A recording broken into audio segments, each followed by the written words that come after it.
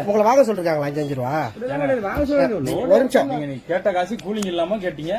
Cooling இல்லன்னா 5 ரூபா கம்மி பண்ணு 10 ரூபா கம்மி பண்ணு சொல்லிருக்காங்களா? கம்மி பண்றாங்களா? நீங்க என்ன செய்ய எனக்கு வந்து கூலிங் இல்லாம கொடுங்க சார். நான் வந்து சொல்லிட்டீங்க பாட்டில் எம்ஆர்பி 150 ரூபா போட்டிருக்கு. அது பழைய ரேட். பழைய ரேட் 10 ரூபா சேர்த்து வாங்க சொல்றாங்க 160 ரூபா. பழைய ரேட்டுங்க அது. சரி சார். சரி எவ்வளவு 150 ரூபா போட்டிருக்கு எம்ஆர்பி. ஒரு நிமிஷம் எம்ஆர்பி 150 ரூபா போட்டிருக்கு.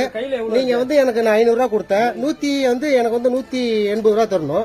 அப்படியே 10 ரூபா எடுத்துக்கிட்டாலும் 100. உங்க கையில எவ்வளவு இருக்கு? 170 ரூபா இருக்கா? அது சொல்லுங்க. அதுல சார் நான் தான் சொல்றேன் 170 ரூபா இருக்கு. இன்னும் 10 ரூபா இன்னும் 10 ரூபாங்க. அதுதான் பாட்டில் 5 ரூபா யார் சார் வாங்க சொன்னா? 170 ரூபாய் ரிப்போர்ட் பண்ணுங்க.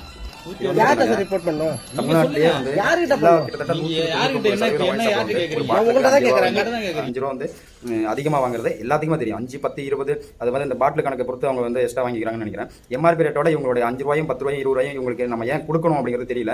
இதுவும் வந்து வெளியில் வேற எங்கேயாவது நடந்ததா கூட பரவாயில்ல. ஒரு அரசினுடைய அந்த டாஸ்மார்க்லேயே அந்த மாதிரி சம்பவம் நடக்குது அப்படின்னா இது கண்டிப்பாக யாருக்கும் தெரியாமலாம் இல்லை. இதை பற்றி பல பேர் பேசியிருக்காங்க. பல யூடியூப் சேனல்கள், பல டிவிக்காரங்க எல்லாருமே இதை வந்து பேசியிருக்காங்க. ஆனால் இன்னை வரைக்கும் இதை பற்றி எந்த ஒரு நடவடிக்கை யாருமே எடுக்கவே இல்லை. ஒருவேளை இந்த அமௌண்ட் வந்து அந்த ஊழியருக்கு மட்டும் தான் போதா, அதுக்கும் மேலே உள்ள நபர்களுக்கும் இது போகுது அப்படிங்கிறது கண்டிப்பாக கடவுளுக்கு தெரியும். விசாரிச்சு பார்த்தா கண்டிப்பாக கண்டுபிடிச்சிடலாம் அப்படிங்கிறது என்னோட கணிப்பு.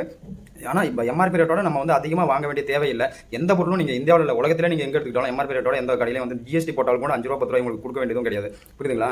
அப்போ அந்த ஜிஎஸ்டியும் உட்படுத்தி அந்த எம்ஆர்பி ரேட் எவ்வளவோ அவ்வளோதான் அந்த சரக்கினுடைய வந்து விலை இருக்கணுமே தவிர எந்த பொருளாக இருந்தாலும் அப்படி தான் இருக்கும். புரியுதுங்களா? இதுவே ஒரு தனியார் கடையில் அந்த மாதிரி எம்ஆர்பி ரேட்டோட அதிகமாக வாங்கினாங்க அப்படின்னா கண்டிப்பாக இவங்க வந்து நடவடிக்கை எடுப்பாங்க. ஆனால் இது வந்து அரசு கடையிலேயே, அரசு ஒயின் ஷாப்லேயே அந்த மாதிரி இந்த நடவடிக்கை வந்து எடுக்காததுக்கு காரணம் என்ன அப்படிங்கிறது எல்லாத்துக்குமே தெரிஞ்ச ஒரு விஷயம் தான். இன்னொரு விஷயம் வந்து பார்த்தீங்கன்னாக்கா, நம்ம வந்து இந்தியாவில் வந்து பல மாநிலங்களில் வந்து இந்த அரசாங்கமே வந்து ஒயின் ஷாப்பை வந்து வச்சு நடத்துறாங்க. எல்லா ஒயின் ஷாப்லையும் சரி தான், கிட்டத்தட்ட 190% ஒயின் ஷாப்பில் வந்து பார்த்தீங்கன்னா பில்லு கொடுப்பாங்க.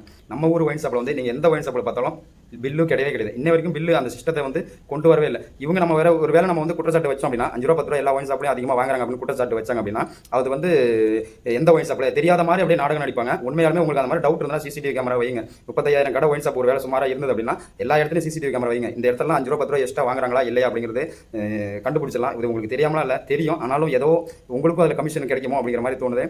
ஆனால் இந்த மாதிரிலாம் பணம் வச்சு நம்ம வந்து வாங்கி சாப்பிட்றது வந்து கண்டிப்பாக இது நோய் மூலியமாக தான் போகும். அடுத்த கட்டத்தை நோக்கி வளர மாட்டாங்க. யார் வாங்கினாலும் சரி தான். ஏன்னா இல்லாதவங்க வந்து ரோட்டில் பேப்பர் பொறுக்கி, குப்பை பொறுக்கி, கோட்டரு கட்டிங் அப்படின்னு சொல்லிட்டு வாங்கி குடிக்கிறவங்க அந்த மாதிரி ஆள்கிட்டலாம் நீங்கள் வந்து ₹5, ₹10 நான் அவங்களை கேவலமாக சொல்லலை. அவங்கள மாதிரி அந்த உழைப்பு கஷ்டப்பட்டு உழைச்சி அந்த மாதிரி வந்து ஒரு கோட்டரும் கட்டிங்கும் ஆஃப் இந்த மாதிரி வாங்கி அடிக்கிறாங்க அப்படின்னா அவங்க காசில் நீங்கள் வந்து ஊழல் பண்ணுறீங்க அல்லது இந்த மாதிரி ₹5, ₹10 எக்ஸ்ட்ரா வாங்குறீங்க அப்படின்னா எந்த அளவுக்கு உங்கள் குடும்பம் நல்லா இருக்கும் அப்படின்னு நினச்சி சிந்திச்சு பார்த்துக்கோங்க. நன்றி, வணக்கம்.